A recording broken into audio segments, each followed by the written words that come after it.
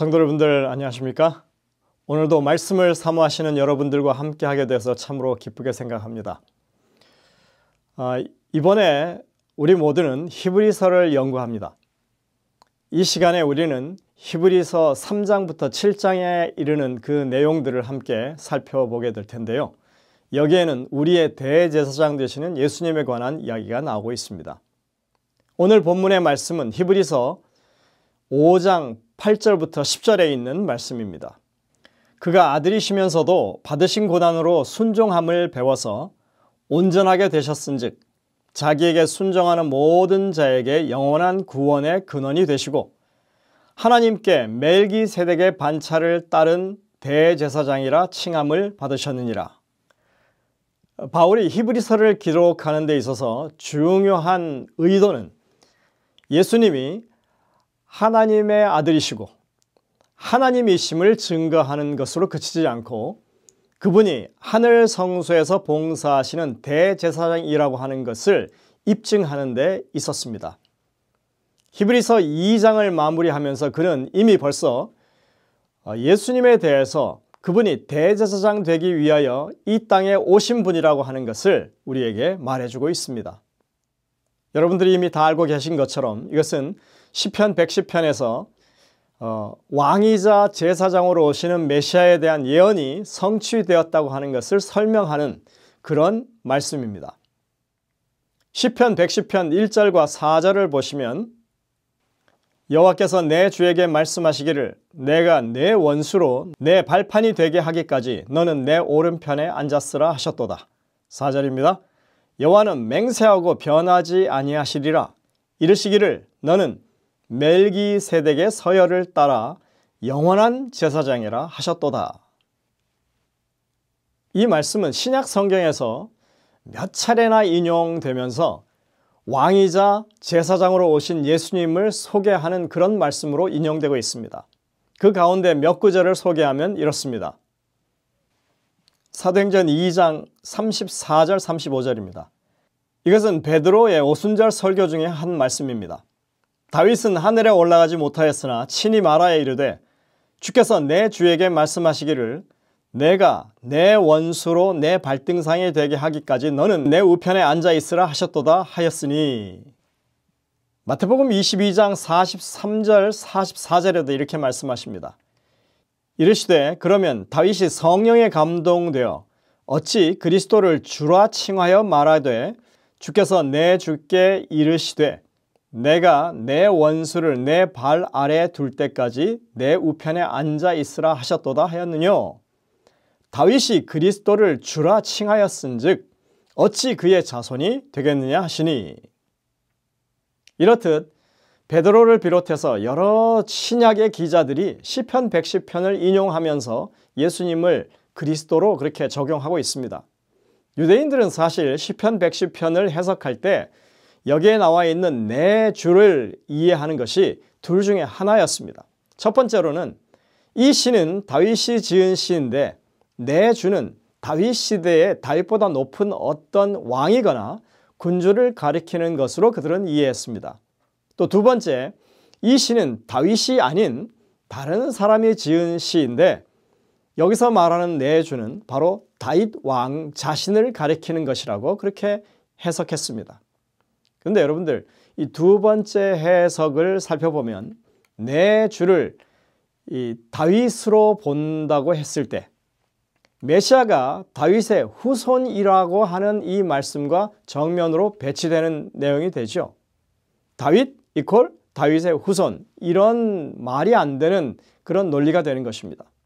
그리고 첫 번째 해석을 따른다고 했을 때 만약 메시아가 다윗이 내 주라고 부를 만큼 다윗보다 높은 위치에 당대의 어떤 사람이라고 했을 때 그것 역시도 다윗의 후손이라고 말씀하고 있는 것과 배치되는 그런 말이 되는 것입니다. 예수님은 지금 그것을 지적하고 분명하게 이렇게 메시아가 그 후손이지만 그러나 주라고 부를 만큼 높은 분이라고 하는 것을 지금 말씀하고 있는 것입니다. 우리는 신약 성경의 다른 이런 말씀들을 읽어보기만 해도 그 의미를 명확하게 알게 되는 것입니다. 히브리서 1장 13절에 이렇게 말씀합니다. 어느 때에 천사 중 누구에게 내가 내 원수로 내 발등상 되게 하기까지 너는 내 우편에 앉아 있으라 하셨느냐? 우리가 이미 읽어본 말씀이죠. 히브리서 10장 12절 13절입니다. 오직 그리스도는 죄를 위하여 한 영원한 제사를 드리시고 하나님 우편에 앉으사 그 후에 자기 원수들을 자기 발등상이 되게 하실 때까지 기다리시나니. 또 골로새서 3장 1절입니다. 그러므로 너희가 그리스도와 함께 다시 살리심을 받았으면 위의 것을 찾으라. 그리스도께서 하나님 우편에 앉아 계시느니라. 히브리서 8장 1절입니다. 지금 우리가 하는 말의 요점은 이러한 대제사장이 우리에게 있다는 것이라. 그는 하늘에서 지극히 크신 이의 보호자 우편에 앉으셨으니 성소와 참 장막에서 섬기는 이시라. 이 장막은 주께서 세우신 것이요 사람이 세운 것이 아니니라. 그리고 히브리서 3장과 12장에 보시면 하나님 보호자 우편에 앉으신 그리스도가 누구이신지 아주 명확하게 말합니다. 바로 예수라고 말합니다. 믿음의 주요 또 온전케 하시는 이인 예수를 바라보자. 그는 그 앞에 있는 기쁨을 위하여 십자가를 참으사 부끄러움을 개의치 아니하시더니 하나님 보호자 우편에 앉으셨느니라. 어떻습니까? 우리가 생각하는 것보다 훨씬 더 강하게 시편 110편의 내용을 신약에서 강조하고 있지 않습니까? 이렇게 함으로써 특별히 이 히브리서에서는 시편 110편 1절과 4절에 나타난 메시아가 어떤 분이신지, 무엇을 하시는 분이신지, 다시 말해서 그분의 위상이 어떤지에 대해서 확실하게 증거하고 있습니다. 그는 창조주 하나님이시고 이 땅의 통치자 왕으로 오신 분이시고 아울러서 참성소 즉 하늘 성소에서 대제사장으로 봉사하고 계시고 그분의 이름은 예수라고 하는 사실을 아주 분명하게 증거하고 있는 것입니다. 우리가 쉽게 알 수 있듯이 히브리서는 예수님의 신성과 그 왕권에 대해서는 2장 정도로 그렇게 설명을 합니다. 그렇지만 예수님이 제사장이 되신다고 하는 것에 대해서는 그보다 훨씬 많은 10장 정도의 분량을 할애하고 있습니다. 이것은 이만큼 이 예수님의 제사장직이 아주 중요한 테마라고 하는 것을, 그리고 특별히 유대인들을 대상으로 예수님의 신성과 왕권을 주장하는 것이 아주 어려운 일인 것에 비해서 예수님이 제사장이 되신다고 설득하는 것이 훨씬 더 어려운 일이라고 하는 것을 보여주는 것이기도 합니다. 그리고 그것은 눈에 보이지 않는 하늘 성소에 일어나는 그런 사역에 관한 것이기 때문에 그것을 설명하는 것이 매우 어려운 상황이라고 하는 것을 우리가 짐작할 수 있는 것입니다. 당시로서는 이해하기 어렵고 받아들이기 어려운 일이 아닐 수가 없었습니다. 사실 교회의 특성 중 하나가 한번 진리라고 그게 신조가 되고 나면 그것을 바꿀 수 없는 것이 현실이죠. 유대인들에게 있어서 유일하신 한 하나님, 그리고 성소제도와 이 제사제도에 관련된 규례들은 결코 바꿀 수 없는 그런 요소였습니다. 지금 생각해보면 우리가 당연한 일로 받아들이고 있지만 바울 당시에 예수님이 그렇게 신성을 가진 분이라거나 혹은 왕이시라거나 또는 제사장이라고 주장을 하면 그야말로 사람들로부터 엄청난 반대를, 그야말로 목숨을 걸어야 할 그런 만큼의 엄청난 이설에 속하는 그런 일이었다고 하는 것입니다. 여러분들 1500년 이상 지속되어 온 성소와 제사 제도에 관해서 다른 이야기, 이제는 그 제도의 의미가 바뀌었다고 이야기한다는 것은 도무지 유대인들로서는 받아들이기 불가능한 일에 도전하는 것이었습니다. 그런데 바울이 어떻게 이런 믿음을 가지고 그런 주장을 할 수 있었겠습니까? 그것은 하나님의 말씀에 대한 새로운 이해를 그가 분명히 가졌고 성령께서 그 안에 강력하게 역사하셔서 그것을 드러내셨기 때문에 가능한 것입니다. 각 시대마다 어떠한 각성과 확신을 통하여 이렇게 개혁이 일어난다고 한 사실을 우리가 분명히 알아야 할 것입니다. 그래서 우리는 정말 깊이 있게 하나님의 말씀을 다루고 연구할 필요가 있습니다. 바울은 이 일을 이해하는 것이 어려운 과제라고 하는 것을 잘 알고 있었습니다. 그래서 그는 이렇게 말하죠. 히브리서 5장 11절부터 14절입니다. 멜기세덱에 관하여는 우리가 할 말이 많으나 너희가 듣는 것이 둔함으로 설명하기 어려우니라. 때가 오래되었으므로 너희가 마땅히 선생이 되었을 터인데 너희가 다시 하나님의 말씀의 초보에 대하여 누구에게 가르침을 받아야 할 처지이니 단단한 음식은 못 먹고 젖이나 먹어야 할 자가 되었도다. 이는 젖을 먹는 자마다 어린 아이니 의의 말씀을 경험하지 못한 자요 단단한 음식은 장성한 자의 것이니 그들은 지각을 사용함으로 연단을 받아 선악을 분별하는 자들이니라. 여기서 지금 바울이 어렵다고 하는 것은 특별하게 예수님의 제사장직에 관한 그런 내용입니다. 멜기세덱에 관하여는 어렵다고 이렇게 말하면서 하늘에서 이제 대제사장이신 예수님에 대해서 이야기하는 것입니다. 예수님은 분명히 레위 지파가 아닌 유다 지파 사람인데 어떻게 그분이 제사장이 될 수 있겠느냐 하는 것입니다. 유대인들이라면 이건 말도 안 되는 얘기죠. 하지만 이미 그는 시편 110편에서 그 해답이 주어져 있음을 분명하게 확신하고 있었습니다. 예수님은 레위의 계보를 따르는 제사장이 아니고 멜기세덱의 계보를 따르는 제사장이라고 시편 110편에 분명하게 말씀하고 있기 때문에 그렇습니다. 이미 바울의 논증의 내용을 알고 계시기 때문에 저희가 간략하게만 요약하겠습니다. 레위의 계보를 따르는 제사장은 약점을 가진 불완전한 인간 제사장들이고 멜기세덱의 계보를 따르는 제사장은 거룩하고 악이 없고 더러움이 없고 죄인에게서 떠나 있는 영원한 제사장이라고 그렇게 비교하는 것입니다. 그리고 레위와 멜기세덱은 분명한 이 지위에서 차이가 납니다. 레위는 아브라함의 손자죠. 그런데 멜기세덱은 아브라함이 11조를 드리고 축복을 빌었던 그런 그 당대의 제사장이었다고 하는 것입니다. 보통 더 높은 사람에게 복을 빈다고 하면서 아브라함보다 더 높은 지위를 가진 제사장으로 멜기세덱을 묘사하는 것입니다. 그래서 레위와 멜기세덱을 비교했을 때 차원이 다른 제사장이라고 하는 것을 말합니다. 또 멜기세덱은 이미 그 이름이 의의 왕이고 그리고 살렘왕 즉 평강의 왕이었기 때문에 이사야 9장에서 말하고 있는 메시아의 이름과 그 맥락을 같이 하고 있다고 그렇게 설명하는 것입니다. 이사야 9장 6절 7절은 이렇게 말합니다. 이는 한 아기가 우리에게 낳고 한 아들을 우리에게 주신 바 되었는데 그의 어깨에는 정사를 메었고 그의 이름은 기묘자라 모사라 전능하신 하나님이라 영존하시는 아버지라 평강의 왕이라 할 것임이라.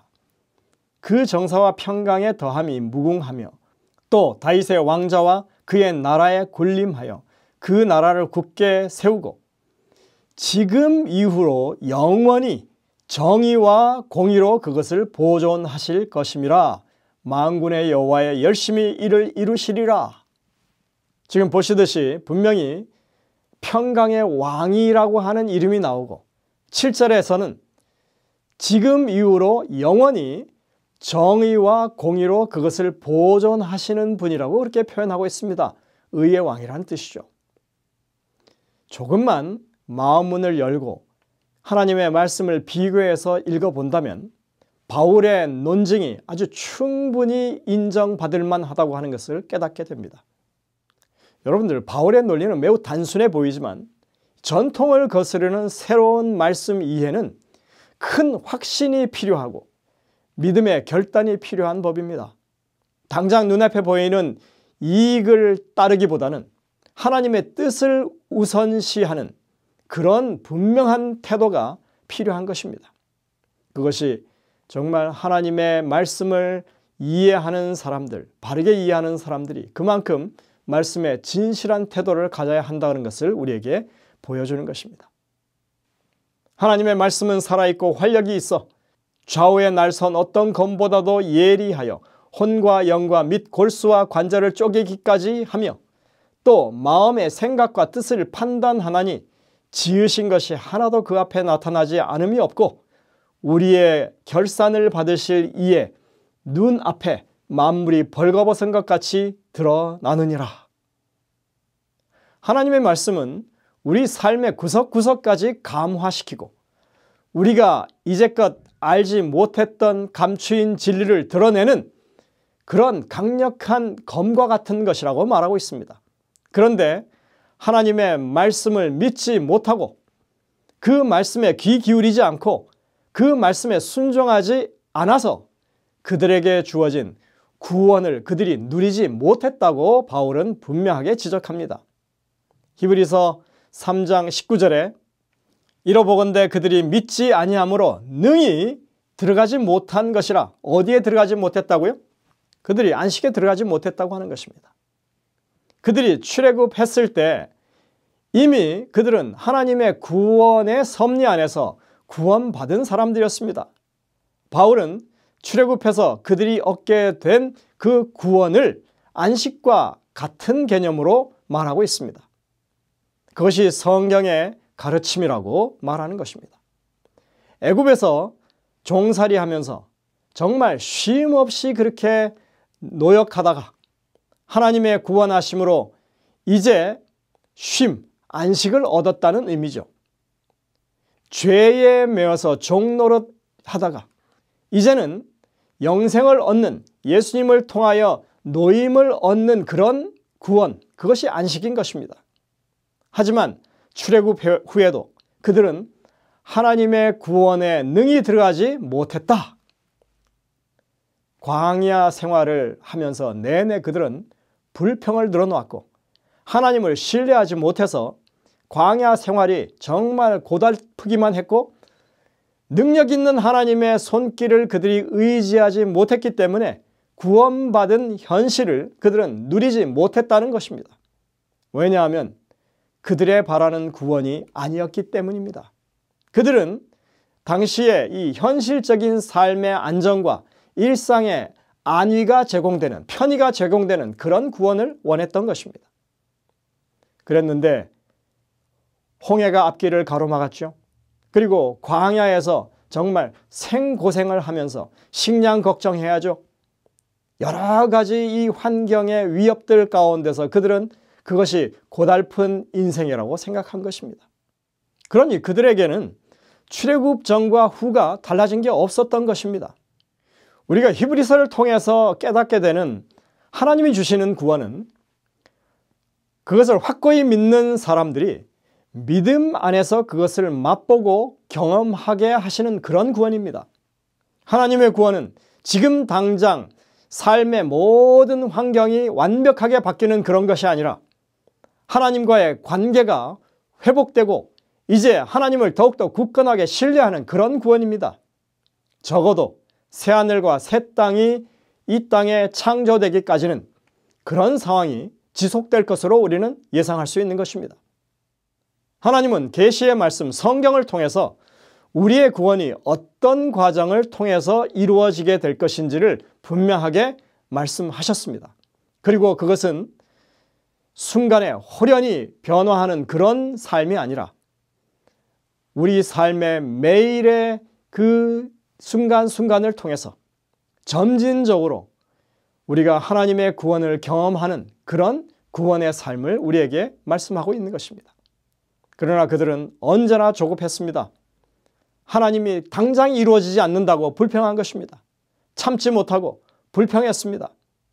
비록 몸이 조금 불편하고 여건이 좀 불안한 그런 상황이지만 하나님이 언제나 함께 하시고 모든 일에 해결책이 되어주시고 모든 필요를 채워주신다고 하는 그 확고한 믿음을 그들이 가졌더라면 그들은 얼마든지 견디고 하나님과 함께하는 삶의 즐거움을 누릴 만한 그런 구원이었다고 하는 것입니다.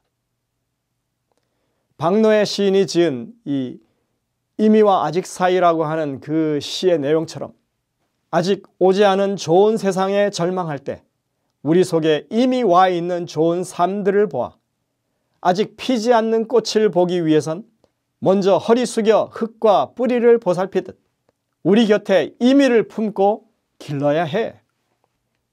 아직은 하나님이 약속하신 완전한 세상이 도래하지는 않았지만 우리가 하나님과 동행하면서 그분의 임재 속에서 이미 누리고 있는 구원과 평안을 붙잡고 우리가 나아가면 그렇게 하루하루를 성실하게 그런 신앙을 가지고 사는 것이 우리에게 중요한 일이라고 하는 것, 그것을 지금 말씀하고 있는 것입니다.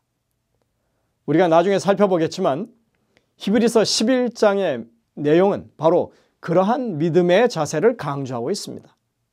우리는 이러한 내용을 히브리서 6장을 통해서 다시 한번 확인할 수 있습니다. 바울은 아브라함의 예를 들어서 설명하고 있습니다.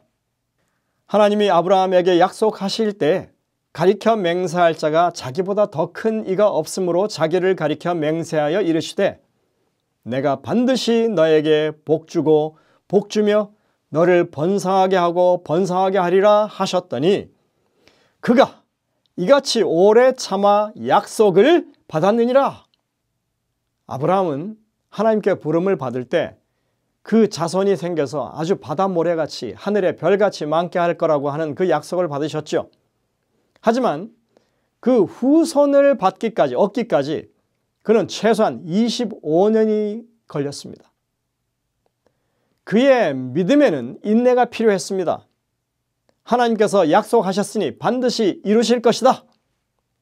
그러나 아브라함이 나이 들고 이제는 더 이상 생물학적으로 아들을 낳을 수 없는 그런 상황이 됐을 때 그는 거의 포기할 수순에 이르렀습니다.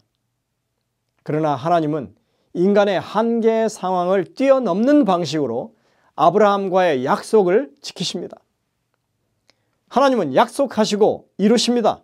하나님은 거짓말을 하지 않으십니다.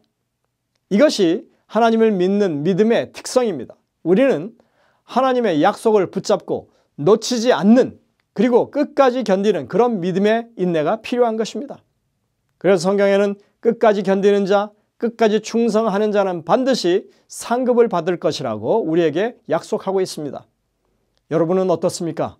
정말 잘 견디고 계십니까?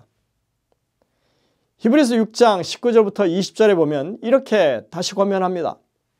우리가 이 소망을 가지고 있는 것은 영혼의 닷 같아서 튼튼하고 견고하여 휘장 안에 들어가나니 그리로 앞서가신 예수께서 멜기세덱의 계보를 따라 영원히 대제사장이 되어 우리를 위하여 들어가셨느니라. 이게 무슨 말씀입니까? 바울은 지금 하나님의 약속이 그렇게 성취되리라고 하는 것에 대한 온전한 믿음을 가지고 예수님이 그렇게 하늘 성소에 들어가셨듯이 우리도 예수님이 하늘에 승천하셔서 그렇게 하늘 성소에서 대제사장으로 계시는 그 상황에 대한 믿음을, 이 말씀을 근거로 해서 그렇게 가져야 된다고 말하고 있는 것입니다. 우리는 예수님의 대제사장 되심을 이야기하고 있는 히브리서를 통해서 특별한 교훈들을 발견할 수 있습니다. 그것은 두 가지로 요약될 수 있습니다. 첫째로는 예수님의 왕권과 마찬가지로 예수님의 대제사장 되심에 대한 확고한 믿음은 하나님의 말씀에서 비롯된다고 하는 것입니다. 우리의 감각이나 또는 인간의 어떤 경험이나 인간의 필요에 의해서 믿음을 판단하는 것이 아니라 하나님의 영원한 약속과 그 말씀의 근거에서 우리가 우리의 믿음을 가져야 한다고 하는 것입니다. 구약 성경에는 이 땅에 오실 메시아가 고난받고 그리고 희생제물로 죽게 될 것을 분명하게 예언하고 있습니다. 이사야 53장이 바로 그 내용을 담고 있죠. 우리가 고난받는 종에 관한 내용이라고 그렇게 말합니다. 그리고 다니엘 9장의 70일의 예언은 분명하게 이 땅에 메시아가 오지만 죽게 될 것이라고 하는 것을 예언하고 있습니다. 그러나 유대인들은 자기들의 이 현실의 필요를 채우지 못하는 메시아가 그들이 바라는 메시아가 아니었기 때문에 그들은 그런 내용에 관심이 없었습니다. 그것에 눈길을 두지 않았습니다. 하나님의 말씀이 무엇을 가리키든지 간에 모든 것의 판단 기준은 바로 우리에게 현실적인 유익이 되느냐 아니냐에 그렇게 판단 기준을 뒀던 것입니다. 이 땅에 와서 사람들 손에 맥없이 죽어갈 메시아, 그런 메시아는 그들에게 필요가 없다는 것이었습니다. 21세기가 된 지금도 유대인들은 이사야 53장의 기별을 고의적으로 외면하고 있습니다. 그들은 어떤 공식 행사에서도 이사야 53장을 낭독하지 않습니다. 자, 두 번째 교훈은요. 히브리서는 하나님의 약속이 오랜 후에 성취될 것이니까 이를 악물고 무턱대고 견디라고 말하지 않는다고 하는 것입니다. 비록 오래 후에 성취될 약속이지만 지금 우리는 구원에 대해서 충분히 누릴 수 있다고 그렇게 권면하고 있는 것입니다. 저는 개인적으로 이것이 바로 우리의 대제사장이신 예수 그리스도를 깊이 생각하라, 그분을 바라보라고 하는 이 권면에 그 기별이 담겨 있다고 믿습니다. 그러므로 우리에게 대제사장이 계시니 승천하시니 곧 하나님의 아들 예수시라. 우리가 믿는 도리를 굳게 잡을지어다. 우리에게 있는 대제사장은 우리의 연약함을 동정하지 못하실 이가 아니요 모든 일에 우리와 똑같이 시험을 받으신 이로되 죄는 없으시니라. 그러므로 우리는 긍휼하심을 받고 때를 따라 돕는 은혜를 얻기 위하여 은혜의 보좌 앞에 담대하게 나아갈 것이니라. 히브리서 3장 1절입니다. 그러므로 함께 하늘의 부르심을 받은 거룩한 형제들아, 우리가 믿는 도리의 사도이시며 대제사장이신 예수를 깊이 생각하라. 우리가 살아가는 믿음의 삶은 아직 이루어지지 않는 약속을 무조건 붙잡고 정말 기를 쓰고 오기로 버티는 그런 신앙이 아니라고 말씀하고 있습니다. 지금 살아계신 우리의 대제사장, 하늘 성소에서 우리의 구원을 위해서 불찰주야 쉼없이 밤낮 없이 정말 봉사하고 계시는 예수 그리스도를 깊이 생각하고 그분을 바라보는 매우 현실적이고 현세적인 그런 믿음의 삶을 살아야 한다고 말씀하고 있는 것입니다.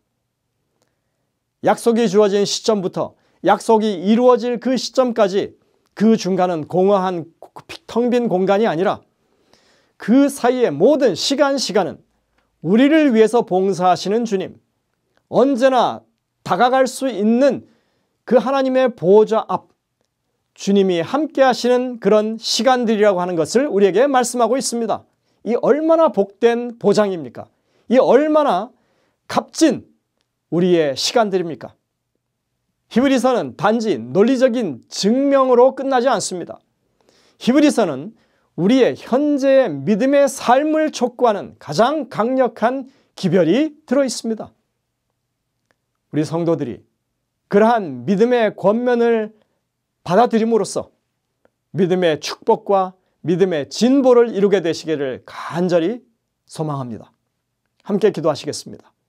하늘에 계신 아버지 하나님, 주님이 승천하신 이후로 하늘 성소 봉사를 시작하신 때로부터 지금에 이르기까지 한순간도 우리에게 구원의 의미가 없는 시간이 없었음을 인해서 감사를 드립니다.